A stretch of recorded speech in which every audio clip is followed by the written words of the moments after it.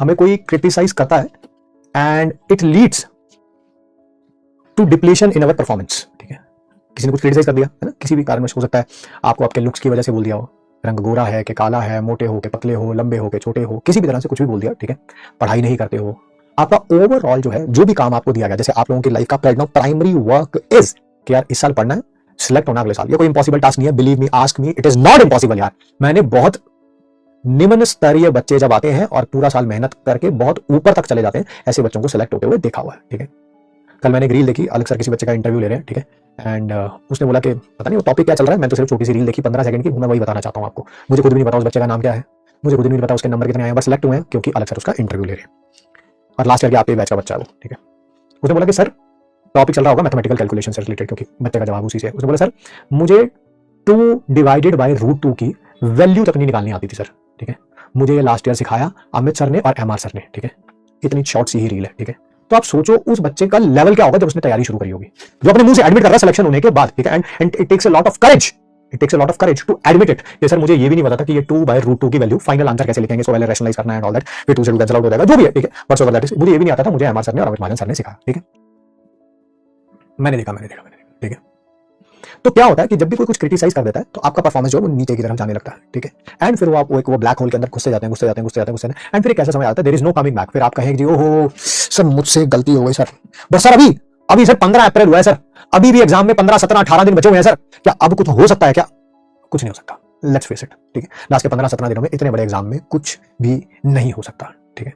Now जो second तरीका है इसी को रिप्लाई करने का, ठीक है, जिसका शानदार एग्जांपल है that is our Indian cricket team, जिन्होंने कल टेस्ट सीरीज इंग्लैंड में जाके ड्रॉ करी है without the likes of coach, मतलब कि जिन्होंने शायद पिछले 10-15 साल से पूरी टीम को अपने कंधे पे उठा के चल रहे थे। I know that 4 pillars, that is Virat Kohli, Rohit Sharma, R Ashwin and unfortunately Bumrah भी 5 मैच नहीं खेल पाए। ये चारों बंदे, ये वो नहीं है जिनके कारण जिसे बोलते हैं कि अपना सिर्फ इंडिविजुअल परफॉर्मेंस है इनके बाद, इन्होंने पूरी टीम को साथ लेके चला यार, ठीक है। And this is the first test series may be more than from the last 10 और 15 ईयर्स जिसमें ये चारों बंदे अवेलेबल नहीं थे। बुमराह सिर्फ 3 टेस्ट मैच के लिए अवेलेबल थे, ठीक है।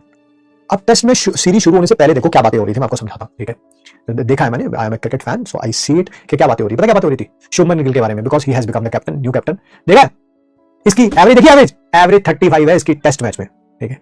इसकी आवाज देखो आवाज कितनी पतली है इसकी, ठीक है। He performed exceptionally well, became one of the best, मतलब जो परफॉर्मेंस था वो तो बेस्ट था इंडिया की तरफ से। मेरे ख्याल से किसी भी 5 मैच टेस्ट सीरीज में सबसे ज्यादा रन बनाने वाले कप्तान वो बने हैं इस टेस्ट सीरीज में, ठीक है। कहां बात हो रही थी? उसके लुक्स के बारे में, है ना, या उसकी टेस्ट एवरेज के बारे में, या उसके क्या बोलता कैसा है, आवाज कैसी है उसकी, ठीक है। आप सुनो उसकी आवाज, प्रेस कॉन्फ्रेंस में उसकी आवाज सुनो भाई, है ना, जिसको सुननी है सुनो। This is one is backed by performance. When the chips are down ना, मतलब जब आप बहुत निम्न स्तरीय पे होते हैं, हमेशा कोशिश करिए कि जब आप गिरे तो ऑन द मुंह ना गिरे, पीठ के बल गिरे, क्योंकि जब पीठ के बल गिरता है ना इंसान, तो जब गिरता भी है तो उसको आसमान दिखता है, तो आसमान अगर दिखेगा तो ऑब्वियसली उठने की कोशिश भी करी जाएगी, ठीक है। Always back yourself with performance. अगर कोई भी टीचर, मम्मी पापा, दोस्त, यार, रिश्तेदार कुछ भी कह रहा है ना कि भाई ये नहीं हो पा रहा, कुछ भी ABC कोई भी कह रहा है, बैक इट बाय परफॉर्मेंस, ना कि उसी बात को सर आज मम्मी ने बोल दिया तू तो सुबह उठती नहीं, तेरा तो सिलेक्शन नहीं हो सकता, अब सारा दिन उसी को रो रो के पढ़ना ही नहीं, ठीक है। दैट इज समथिंग जो इंडियन क्रिकेट टीम भी कर सकती थी। यार हमारे पास रोहित शर्मा नहीं है, विराट कोहली नहीं है, हमारे पास R अश्विन नहीं है, हमारे पास बुमराह 5 टेस्ट मैच के लिए अवेलेबल नहीं है, ठीक है। वो भी रो दो सकते थे, वो भी 5-0 से 4-0 से हार के वापस आ सकते थे, शायद उन्हें कोई खास कुछ कहता भी ना, क्योंकि नई फ्रेश टीम में सारे लड़के अभी ऑलमोस्ट न्यू ही है, ठीक है।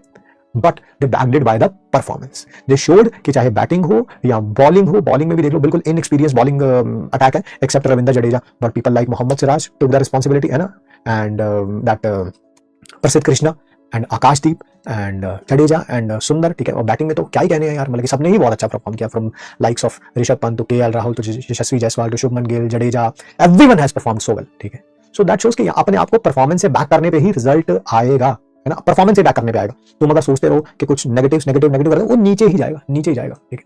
अब आपकी मर्जी है कि अब आपको आगे क्या करना है।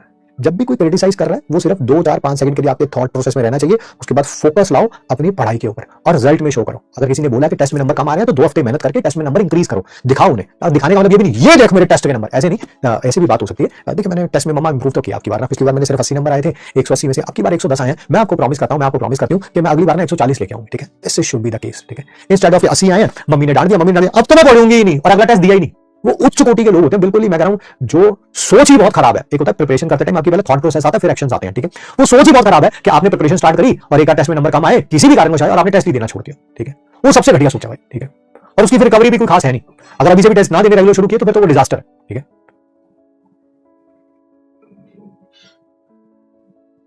अब आपके ऊपर डिपेंड करता है, आपने अपने आप को परफॉर्मेंस से बैक करना है, ठीक है। और या फिर आपने जो है वो है ना रोना धोना है, ये आपके ऊपर डिपेंड करता है, ठीक है। लोग दो ही तरह के होते हैं, चांस मिलने पर है ना या तो फाड़ देते हैं। आगे मैं बोलना नहीं चाहता कुछ, है ना, बोलना भी नहीं चाहिए, ठीक है। सर टेस्ट एनालिसिस का बताओ, आप बताओ टेस्ट, मैं क्या बताऊं टेस्ट एनालिसिस का यार। आप देखो कि यार अगर लास्ट टेस्ट में ये दो चैप्टर आए थे, मेरे ये दो चैप्टर में यार मेरे जो 80 नंबर आए हैं, बाकी 100 नंबर कहां गए यार, 100 नंबर कहां गए। अरे यार ये वाला तो मैं रिवाइज ही करके नहीं गया था, तो रिवीजन में प्रॉब्लम है। नहीं मैंने रिवाइज तो किया था, बट यार ना मैंने डीबीक्यू सॉल्व करके, ना मैंने एमपीक्यू सॉल्व करके, ना मैंने क्लास के क्वेश्चन, तो प्रैक्टिस में कमी है यार, ठीक है। तो वो अब आपको देखना पड़ेगा ना कहां गलती है। चलिए मिलते हैं आपसे